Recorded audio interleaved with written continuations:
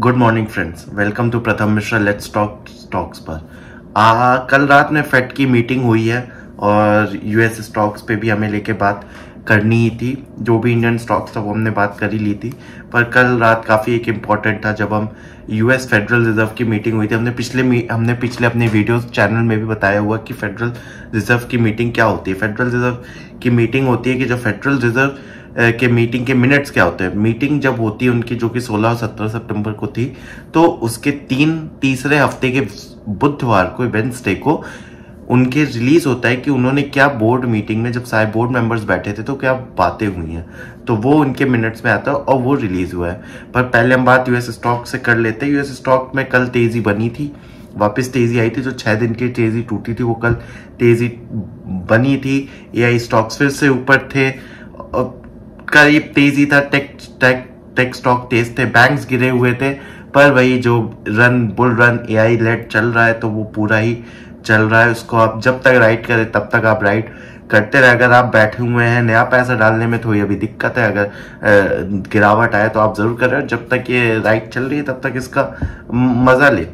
बाकी जैसा था कि फेड के मिनट्स में हम बात कर लेते हैं, क्योंकि फेड का मिनट था जहाँ पे उन्होंने बोला है कि हम आगे भी रेट कट, 3 रेट कट की जो बात हमने बताई है आपको, कि एक रेट कट अभी सितंबर में हो चुका है और एक 29 अक्टूबर की जो इनकी अगली मीटिंग है उसमें एक रेट कट संभावित है और 1 दिसंबर की।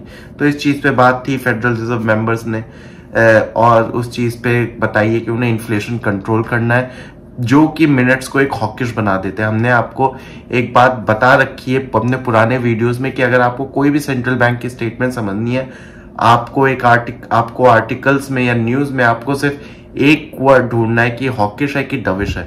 अगर हॉकिश होता है तो मतलब अपने इंटरेस्ट रेट को बढ़ाने की बात कर रहे हैं या उसको कम नहीं करने की बात कर रहे हैं। अगर वो डविश होता है तो वो अपने इंटरेस्ट रेट को कम करने की बात कर रहे हैं। तो ये होता है। तो बेसिकली ये मिनट से एक किस्म के हॉकिश ही थे, क्योंकि उन्होंने एक इंटरेस्ट अपने बताई है कि शायद इन्फ्लेशन दोबारा पिक ना कर जाए, तो इन्फ्लेशन को रोकना एक फेड की जरूरत थी, एक इम्पॉर्टेंट ऑब्लिगेशन है जो कि उनको वहां की सेनेट और वहां की सरकार, वहां के कॉन्स्टिट्यूशन इनको ऑब्लाइज करता है कि आपको इन्फ्लेशन को कंट्रोल में रखना है।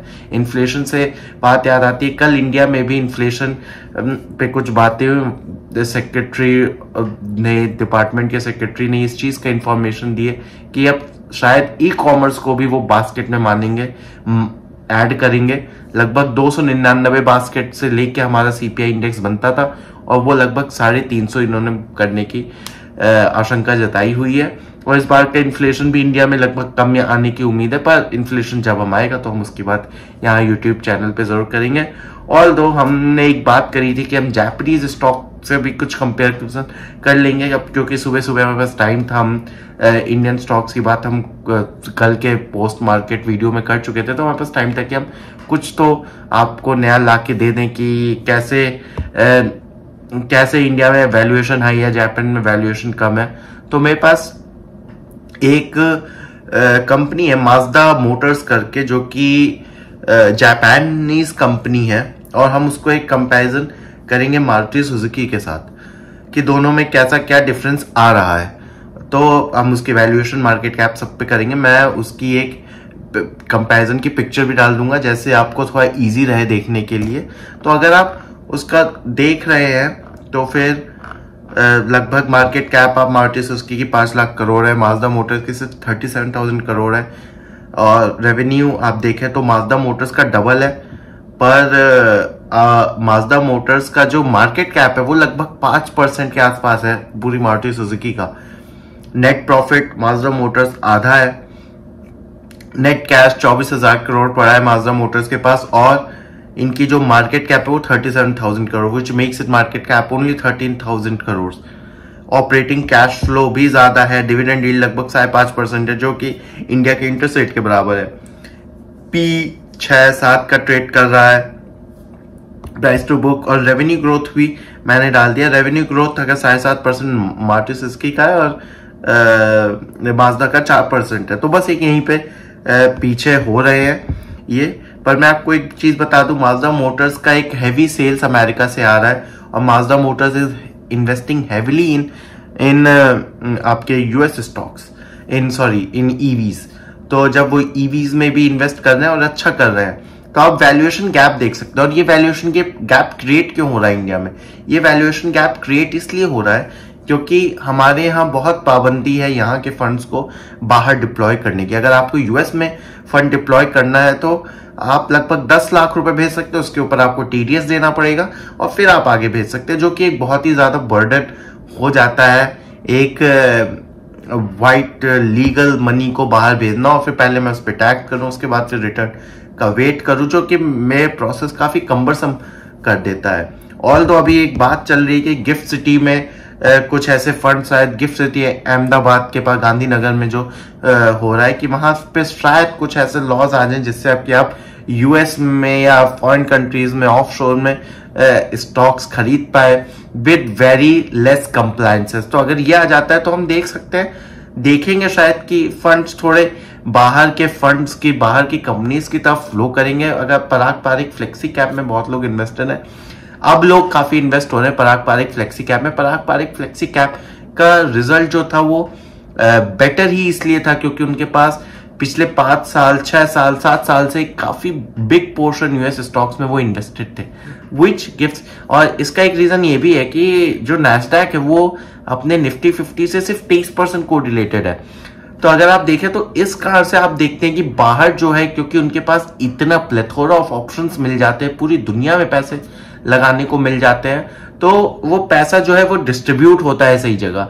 और इंडिया में हमारे पास, अगर मैं आपको एक चीज और बता दूं कि Hyundai मोटर्स और LG इलेक्ट्रॉनिक्स, ये दोनों ही कोरियन कंपनीज हैं, और इन दोनों के पता नहीं कितने देशों में इनके सामान बिकते हैं और इनकी सब्सिडरीज इतने देशों में है, पर लेकिन आज तक इन्होंने सिर्फ एक देश में ही अपनी सब्सिडरी को आईपीओ किया है, और वो इंडिया ही है।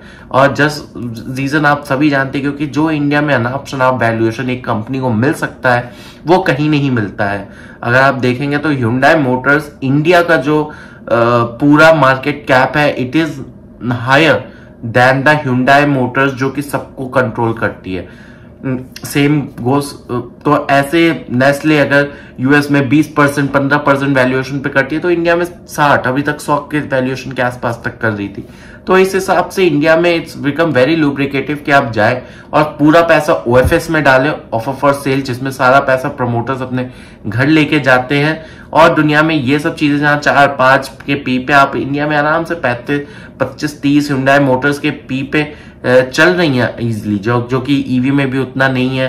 तो जब एक किस्म की ग्रोथ हो जाती तो कैसे वो वैल्यूएशन में कैसे डिस्टॉर्ट हो जाता है। आप माइक्रोसॉफ्ट देखें, आप गूगल देखें, सब 25% पे ग्रो कर रही है और 25 के पी पे ट्रेड कर रही है। वेरएज टीसीएस और इन्फोसिस को कंपेयर करें, 2% का ग्रोथ 35 के पी पे ट्रेड कर रही है। तो ये वैल्यूएशन गैप जो है वो इंडिया में बहुत ज्यादा है। इसीलिए आई अर्ज कि अगर आप एक किस्म से आपने पोर्टफोलियो बना लिया एक एबल साइज का, तो आपको यूएस स्टॉक्स या फॉरेन में जरूर देखना चाहिए। और हमारी यही मुहिम भी है, या हमने ये चैनल भी इसी मकसद से चालू किया है, क्योंकि वी डोंट फाइंड कि ज्यादा यूट्यूब चैनल्स हैं जो कि फॉरेन स्टॉक्स के बारे में डिस्कस करते हैं, क्योंकि शायद इसमें बहुत ही स्टॉक्स हैं, बहुत ही ज्यादा स्टॉक्स हैं, आपको बहुत मेहनत करनी पड़ती है एक नए स्टॉक्स लाने की। पर हमारी ये जरूर कोशिश होती है कि हम आपको एक बेटर ऑप्शन दें और दिखाएं कि अगर इक्विटी में ही आपको इन्वेस्ट करना है तो आप कैसे एक बहुत ही अच्छा से एक अपना पोर्टफोलियो बना सकते हैं। उसको सिर्फ डेट से ही आपको बैलेंस या गोल्ड से ही आपको बैलेंस करने की नीड नहीं है। आप डेट में भी जाए, गोल्ड में भी जाए, आप जा सकते हैं, पर जो आप फॉरेन स्टॉक से अपने आप को जैसे हेज कर सकते हैं, जैसे अपने आप को एक डाइवर्सिफिकेशन दे सकते हैं, वो आपके रिटर्न को उसी एग्रेसिवनेस से ग्रोथ भी दे सकता है और एक अच्छा रिटर्न प्रोड्यूस कर सकता है और आपके रिस्क को भी कम कर सकता है। तो अगर मैं देखूं तो मुझे याद आता है 2020 में लगभग वॉरेन बफे ने भी यही किया था। वॉरेन बफे ने जब 2020 में जब इंटरेस्ट रेट बहुत ज्यादा ही गिर गए थे, नेगेटिव इंटरेस्ट रेट भी जापान में चले गए थे, तो वहीं से जापानीज येन में लोकल करेंसी में उन्होंने पैसा बाय करके उन्होंने कई वहां की स्टील ट्रेडिंग कंपनीज को खरीदा था। तो और वहां पे दोस कंपनीज ने लगभग 10% रिटर्न दिया, निगेटिव इंटरेस्ट रेट पे उन्होंने लिया, बहुत ही कम रेट ऑफ लोन पे उन्होंने लिया, एंड दे आर मल्टीफैक्टर्स। तो हमें तो अपना दिमाग खुला रखना है कि हमें कहीं भी अपॉर्चुनिटी मिले तो हमें उसे ग्रैब करना है। और हिंदी में ऐसे यूट्यूब चैनल्स तो कम ही हैं, तो हमने ये अपनी तरफ से पूरी कोशिश करी है कि हम यहाँ पे एक पर्सपेक्टिव दे सके, और बाकी आपके ऊपर है कि आप अगर करना चाहें तो आप ज़रूर करें। हम एक हैंड होल्डिंग किस्म से एक नए ऑप्शंस दे के कर देंगे, और अगर आपको ये चीज़ पसंद आएगी आप मेरे को ज़रूर मेल कर सकते हैं कि कैसे आपको यूएस स्टॉक्स में इन्वेस्ट करना चाहिए। तो मैं तो बस जो सॉफ्टवेयर ऐप यूज़ करता हूँ मैं सिर्फ उसका नाम ही बता सकता हूँ, क्योंकि कि क्या रास्ता बेहतर रहेगा। बाकी आप अपने हमें यूएस पोर्टफोलियो के एक्सपोजर भी दे सकते हैं, हम रिव्यू कर सकते हैं उसके। तो काफ़ी ऑप्शंस आपके लिए अवेलेबल है। तो मैं ईमेल आईडी भी छोड़ दूंगा, तो अगर आपको है मन तो आप ज़रूर करें, और इस चीज़ में आप इस बात पे श्योर रहें कि ये चैनल आपको पूरी तरीके से हेल्प करेगा। So thank you so very much. आप ज़रूर लाइक करें, कमेंट करें, सब्सक्राइब करें, और अपने दोस्तों को भी ज़रूर बताएं, और बेल आइकन ज़रूर करें सब्सक्राइब करने को। अगर आपको यूएस स्टॉक्स या बाहर के कंपनीज में मन है या आप इंटरेस्टेड हैं तो आप हमें ज़रूर कुछ मेल पे बता सकते हैं कि आपको कैसे स्टॉक्स एनालाइज चाहिए या कुछ चाहिए। So it will be very much help for the community and for this channel as well. Thank you so very much.